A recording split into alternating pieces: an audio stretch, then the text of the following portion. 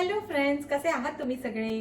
मी निकिता पुन्हा एकदा तुम्हा सर्वांचं आपल्या चॅनलमध्ये खूप खूप मनापासून स्वागत करते. जसं की तुम्ही माझ्या मागच्या व्हिडिओमध्ये पाहिलं असणार की ज्यामध्ये मी माझा सेकंड ट्रायमिस्टरचा एक्सपिरियन्स तुमच्यासोबत शेअर केला होता. सो नक्की तो व्हिडिओ जाऊन पहा, ज्यामध्ये तुम्हाला माझा सेकंड ट्रायमिस्टरचा एक्सपिरियन्स कळेल आणि त्यामुळे तुम्हाला बरीच अशी आयडिया येईल की सेकंड ट्रायमिस्टरमध्ये कोणकोणते चेंजेस होतात आपल्या बॉडीमध्ये आणि कोणकोणत्या गोष्टी घडत असतात, म्हणजे आपल्याला कोणकोणत्या नवीन गोष्टी समजतात आपल्या बाळाविषयी. सो या सगळ्या गोष्टी मी त्या व्हिडिओमध्ये शेअर केल्या आहेत. सो प्लीज नक्की जाऊन तो व्हिडिओ पहा.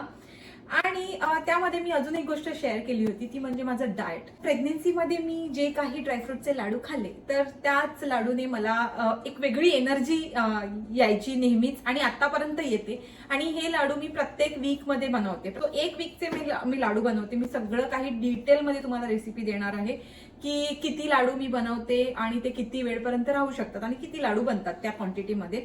सगळं काही मी डिटेलमध्ये सांगणार आहे. तर व्हिडिओ प्लीज शेवटपर्यंत पहा, जेणेकरून तुम्हाला प्रेग्नन्सीमध्ये खाल्ले जाणारे लाडू कसे बनवतात हे समजेल आणि तुम्ही सुद्धा माझ्यासारखे असेच ऍक्टिव्ह राहाल ते लाडू खाऊन. तर चला वेळ न लावता आपण व्हिडिओला सुरुवात करूया.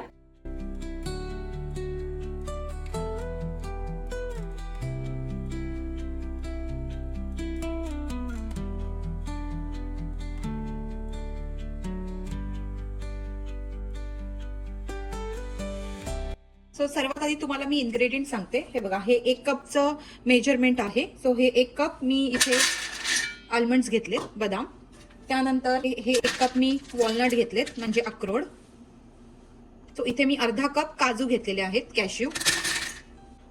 आणि सोबत मी इथे 1 कप मखाणे घेतलेत, म्हणजे लोटस सीड. सो अशा प्रकारे हे ड्रायफ्रूट घ्यायचे आहेत. आणि आता मी हे 15 खजूर घेते इथे. सो 15 खजूर म्हणजे जवळजवळ 1.5 कप खजूर आहेत हे. आणि इथे मी ही 1/4 कप फ्लॅक्स सीड्स पावडर घेतली आहे. आणि सोबत मी इथे हा 3/4 कप ही कोकोनट पावडर घेतलेली आहे, ड्राय कोकोनट पावडर. सो ही कोकोनट पावडर आहे. सो हे दोन्ही मिळून 1 कप झालेला आहे. सो असं काहीच मी रेशिओ घेतलाय. बट तुम्ही कोकोनट पावडर वाढवू शकता आणि इव्हन फ्लॅक्सीड्स पावडर सुद्धा वाढवू शकता. सो हे दोन्ही मिळून मी 1 कप असं घेतलेलं आहे. हे 3/4 कप आणि हे 1/4 कप. आणि सर्वात शेवटी आपल्याला घ्यायचं ते म्हणजे जॅगरी. सो म्हणजे गुळ. तर गुळ आपल्याला जवळजवळ हा 30 ग्रॅम गुळ आहे. पण मी तरी एवढाच यूज करते. बट जर लागला तर आपण वाढूया. मी तुम्हाला शेवटी सांगेल की किती क्वांटिटी वाढते. बट मोस्टली मला असं वाटतं की एवढ्या सगळ्या सामानासाठी हा एवढा गुळ इनफ आहे. हा 30 ग्रॅम आहे. हे असे काहीसे इन्ग्रेडियंट्स आपण घेतलेले आहेत लाडू बनवण्यासाठी. आणि आपल्याला लागणार आहे ते म्हणजे तूप लाडू भाजण्यासाठी. सो हे तूप मी साईडला ठेवते. हे जे एवढ्या क्वांटिटीमध्ये आपण ड्रायफ्रूट घेतलेले आहेत तर यामध्ये जवळजवळ 30 ते 32 लाडू बनतात. आणि म्हणजे मीडियम साईजचे असे 30 ते 32 लाडू बनतात. आणि तुम्ही दिवसाला 2 ते 3 लाडू इझिली खाऊ शकतात. आणि यामध्ये जवळजवळ 15 खजूर जातात. सो प्रत्येकी लाडूमध्ये हाफ खजूर जातोय असं तुम्ही कन्सिडर करू शकता. तुम्हाला अजून काही सीड्स ऍड करायचे असतील, बट येस प्रेग्नेन्सी रिलेटेडच, म्हणजे तुम्ही जास्त गरम सीड्स सुद्धा ऍड करू नका. जसं की सेसमी सीड्स वगैरे खूप गरम असते, सो ते स्किप करा. बाकी तुम्ही दुसऱ्या सीड्स तुमच्या आवडीप्रमाणे ऍड करू शकता. बट मी तरी एवढंच ऍड करते सध्या. आणि सेम रेसिपी, म्हणजे आता मी तुम्हाला जी रेसिपी दाखवणार आहे सेम रेसिपी तुम्हाला पोस्टपार्टम मध्ये, म्हणजे आफ्टर डिलिव्हरी जर तुम्हाला लाडू खायचे झाले हे ड्रायफ्रूटचे, तर यामध्येच मेथीचे सीड्स म्हणजे मेथी दाणे जे की तुपात भिजवून 1 दिवस आधी रात्री तुम्ही तुपात भिजवत घालून मेथी दाणा असा ऍड करू शकता. आणि प्लस यामध्ये डिंक सुद्धा ऍड करू शकता, प्लस खारीक पावडर. सो आता मी त्या गोष्टी ऍड केल्या नाहीयेत, कारण की मेथी खूप गरम असते. सो प्रेग्नन्सीमध्ये तर ते खाणं योग्य नाहीये. आणि प्लस डिंक सुद्धा नाही खाल्लं जात. सो त्यामुळे मी त्या गोष्टी स्किप केल्या आहेत या लाडूच्या रेसिपीमध्ये. सो चला रेसिपीला सुरुवात करूया. सो सगळ्यात आधी आपल्याला हे जे सगळे ड्रायफ्रुट्स आहेत हे सगळे काही भाजून घ्यायचे आहेत. तर पॅनमध्ये सर्वात आधी हाफ चम्मच असं तूप घालायचं आहे. प्रत्येक ड्रायफ्रुट्स भाजताना तुम्हाला हाफ चम्मचच तूप घालायचंय, म्हणजे मी जास्तीचं तूप ऍड नाही करत उगाच. सो ओव्हरऑल पूर्ण रेसिपीमध्ये आपल्याला 2 ते 3 चम्मच तूप असं लागणार आहे. आता यामध्ये मी पहिले आल्मंड्स घालते, म्हणजे बदाम.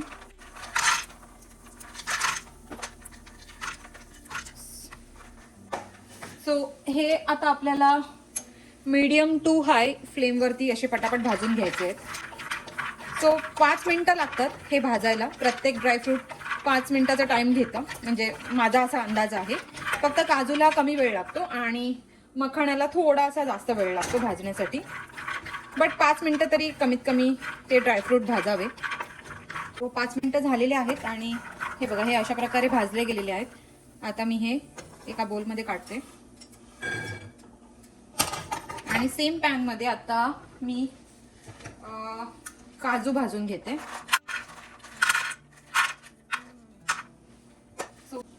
आता सेकंड टाइम मी ह्याच्यामध्ये तूप घातलेलं नाहीये, कारण की ऑलरेडी थोडंफार तूप आहे.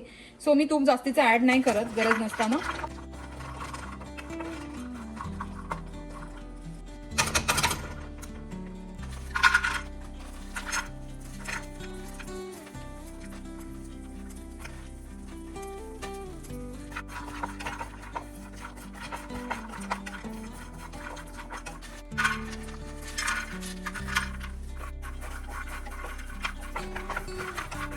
सो ड्रायफ्रूट भाजून झाल्यानंतर आपल्याला इथे ही कोकोनट पावडर फक्त 1 मिनिटासाठी भाजून घ्यायची, कारण की कोकोनट पावडर खूप लवकर भाजली जाते. त्यानंतर आता मी गॅस बंद केलेला आहे आणि यामध्ये आता मी या कोकोनट पावडरमध्येच मी ही फ्लॅक्स सीड्स पावडर मिक्स करते. ही भाजायची नाहीये, फक्त गरम तवा आहे इथे हा, तर गरम पॅन आहे, तर त्यामुळे मी ती अशी मिक्स करून ठेवते. तर अशा प्रकारे आपण इथे हे सगळे ड्रायफ्रूट भाजून ठेवले आणि इथे आपण कोकोनट पावडर आणि फ्लॅक्स सीड्स हे मिक्स करून इथे भाजून ठेवली. आता हे सगळं काही आपण थंड व्हायला ठेवून देऊ, कारण की थोड्या वेळाने हे थंड झाल्यावर आपल्याला ह्याची पावडर करायची आहे मिक्सरमध्ये. सो त्यामुळे हे आपल्याला थंड करत ठेवायचं आहे थोड्या वेळ. सो हे ड्रायफ्रूट आता थंड झालेले आहेत, तर मी आता या सगळ्याची पावडर करून घेते मिक्सरला. म्हणजे अशी बारीक, एकदम ही बारीक नाही करायची, थोडेसे दाणे दाणे ठेवले तरी चालेल.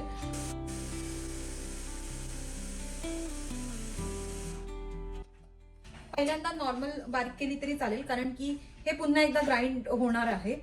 जेव्हा आपण खजूर भाजणार, तर त्या भाजलेल्या खजुरांसोबत सुद्धा पुन्हा एकदा ही पावडर ग्राइंड होणारच आहे.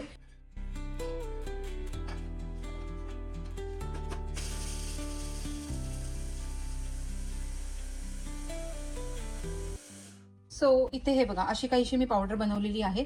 आणि जी आपल्याकडे कोकोनट पावडर आणि फ्लॅक्स सीड्सची जी पावडर होती, ती सुद्धा मी डायरेक्ट ह्याच्यात मिक्स केली आहे, कारण की त्याला ग्राइंड करायची गरज नव्हती. बट असं काहीसं मी हे मिक्सचर बनवलं आहे. पुन्हा आपण सेम पॅनमध्ये अर्धा चम्मच तूप घालणार आहोत आणि यामध्ये आता आपण खजूर हे भाजून घेणार आहोत. तो हे जे खजूर घेतलेत मी, तर यामध्ये बिया नाही आहेत. जर तुम्ही घेतलेल्या खजुरामध्ये बिया असतील तर बिया काढून भाजायचे आणि थोडेसे असे मांसाळ खजूर घ्यायचे आहेत, म्हणजे एकदम सॉफ्टवाले जे मिळतात ते वाले घ्यायचे. तर हे खजूर जोपर्यंत मेल्ट होत नाही तोपर्यंत 4-5 मिनिटं जातात ह्याला पण भाजण्यासाठी. तोपर्यंत हे व्यवस्थित असे प्रेस करून करून भाजायचे आहेत. हे बघा, 2-3 मिनिटातच हे खजूर असे मेल्ट व्हायला लागतील. तर आपल्याला थोडेसे असे ह्याच्यातच मॅश करायचे आहेत. गॅस हा लो टू मीडियमवर ठेवायचा आहे, नाही तर खूप धूर होतो. हे बघा, आता बऱ्यापैकी खजूर मेल्ट झालेले आहेत, तर मी गॅस बंद करते. अशा प्रकारे आपल्याला खजूरला एकदम असं मेल्ट करायचं, म्हणजे एकदम मॅश करून असं काहीचं करायचं त्याला. सो आता खजूर पण आपले भाजून झालेत. तर खजूर भाजून झाल्यानंतर आपल्याला हे जे खजूर आहेत ते थोडे थोडे या ड्रायफ्रूटच्या पावडरमध्ये मिक्स करून, म्हणजे थोड्या थोड्या क्वांटिटीमध्ये मिक्स करायचंय आणि सगळं काही आपल्याला ग्राइंड करायचं, जेणेकरून ते सगळं काही एकजीव होईल. तर तेच आता मी करते. सो या मिक्सरच्या भांड्यात आता मी थोडीशी ही ड्रायफ्रूटची पावडर घेते आणि आता यामध्ये मी थोडासा जो आपण भाजलेला खजूर आहे तो सगळ्या साईडने असं टाकून थोडा थोडा मी टाकते आणि आपण आता ह्याला ग्राइंड करून घेऊया. ठीक आहे.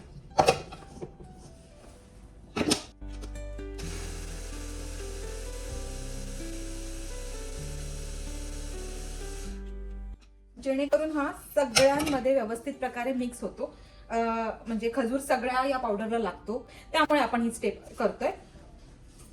सो मी आता सगळी पावडर अशा प्रकारे बनवून घेते, थोडासा खजूर, थोडी ड्रायफ्रूट पावडर मिक्स करून. सो इथे ही बघा, आपण ही अशा प्रकारे पावडर रेडी केलेली आहे, ज्यामध्ये ड्रायफ्रूट पावडर आणि प्लस खजूर आहे. आता हे लाडू तुम्ही असेही वळू शकता, कारण की हे बघा, हे आताही वळले जात आहेत. बट त्याच्यात मी थोडासा असा गुळ ऍड करते, कारण की थोडेसे ते असे लगेच तुटू शकतात. सो ही अशी काहीशी आपली पावडर बनलेली आहे. आणि हा जो गूळ आहे, आता मी ह्याला गॅसवर नाही गरम करते, मी 1 मिनिट मायक्रोवेव्हच करते. तुम्ही गॅसवर सुद्धा मेल्ट होईपर्यंत गरम करू शकता त्याला. मी 45 सेकंड केलेला आहे आणि बघू शकता हा मेल्ट झालेला आहे. आणि मी लगेचच आता या बोलमध्ये ह्याला ट्रान्सफर करते, कारण की नाहीतर तो लगेच कडक होऊ शकतो. आणि फटाफट असंच तुम्हाला मिक्स करून घ्यायचं आहे, कारण की सध्या गूळ गरम आहे, त्यामुळे मी त्याला हात नाही लावू शकत. सो अशी काहीशी ही शेवटची प्रोसेस आहे, शेवटची स्टेप आहे. सो हा मी गूळ ह्यामध्ये मिक्स केलाय आणि आता मी थोडासा नॉर्मल झाला की मी त्याला हाताने थोडंसं सगळ्यांमध्ये मिक्स करून घेणार. हे सांभाळून करायचंय, कारण की चटका लागू शकतो मध्ये मध्ये, कारण की गूळ खूप गरम असतो.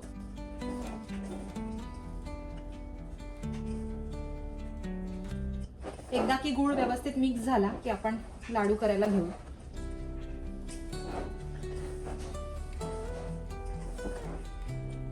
सो गूळ व्यवस्थित प्रकारे मिक्स झाला आहे. आता मी पटापट याचे लाडू वळायला घेते आणि तुम्हाला दाखवते की कसे लाडू बनतात. जेव्हा जेव्हा गरम गरम असतात ना, तेव्हा पटापट ते वळले जातात लाडू. सो हे बघा, एवढ्या साईजचा हा लाडू बनतो आणि एवढ्या साईजचे 30 ते 32 लाडू बनले जातात. कधी कधी कमी पण बनू शकतात, बट असा माझा अंदाज आहे. सो असे मी आता पटापट लाडू बनवून घेते सगळे. हितेशलाही हे लाडू खूप आवडतात खायला, तर त्यामुळेच आम्हाला 1 वीकमध्ये सगळे लाडू संपतात, कारण की आम्ही डेली 4 लाडू खातो. मी 2 लाडू खाते, तो 2 लाडू खातो. सो त्यामुळेच हे 30 ते 32 लाडू आमच्या आठवड्याभरात संपतात. आणि मी प्रत्येक आठवड्याला आवडीने हे लाडू करते, कारण की या लाडूमुळेच मला असं वाटतं की मला एवढी एनर्जी फील होते. आणि ह्या सगळ्या लाडूची रेसिपी मला हितेशच्या मम्मीकडून मिळालेली आहे, कारण की त्या बनवायच्या घरी, तर त्यावेळेस मी बघायची लाडू बनवताना. सो मी त्यांच्याच रेसिपीला फॉलो केलं आहे.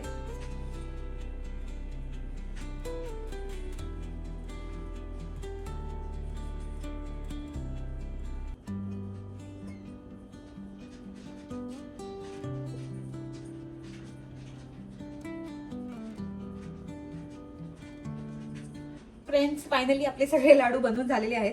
आणि मी जसं तुम्हाला सांगितलं होतं, यामध्ये 30 ते 32 लाडू बनतात. हे बघा, 5-5च्या लाईन मध्ये हे लाडू बनलेले आहेत. हे 5 लाईन म्हणजे 25 लाडू, आणि प्लस हे 1 2 3 4 5 6. सो हे 6 लाडू. सो टोटल 31 लाडू बनलेले आहेत. आणि थोडासा चुरा पण राहिलेला आहे. सो तो काउंट केला तर 32 ते 33 लाडू बनतील. पण आता शेवटी यामध्ये मिश्रण गरम नाही राहत, सो त्यामुळे ते लाडू वळायला त्रास होतो. सो मी तो चुरा जसा तसा ठेवला आहे. आणि हे लाडू आपले रेडी झालेले आहेत. तर असे काहीसे हे 31 लाडू बनलेले आहेत, ड्रायफ्रूटचे लाडू. तुम्हीही हे लाडू नक्कीच ट्राय करा. आणि तुम्ही जेव्हा पण ही लाडूची रेसिपी ट्राय करणार, तर तुम्हाला ही रेसिपी कशी वाटली, आणि प्लस हे ड्रायफ्रूटचे लाडू चवीला कसे वाटले, आणि या लाडूमुळे तुम्हाला म्हणजे थोडंसं एनर्जेटिक फील झालं की नाही, हे सुद्धा मला कमेंटमध्ये नक्की कळवा. आणि आजची रेसिपी जर तुम्हाला आवडली असेल तर व्हिडिओला लाईक, शेअर आणि चॅनलला सबस्क्राईब करायला विसरू नका. भेटूया आपण लवकरच नवीन अशा व्हिडिओमध्ये. तोपर्यंत बाय, टेक केअर.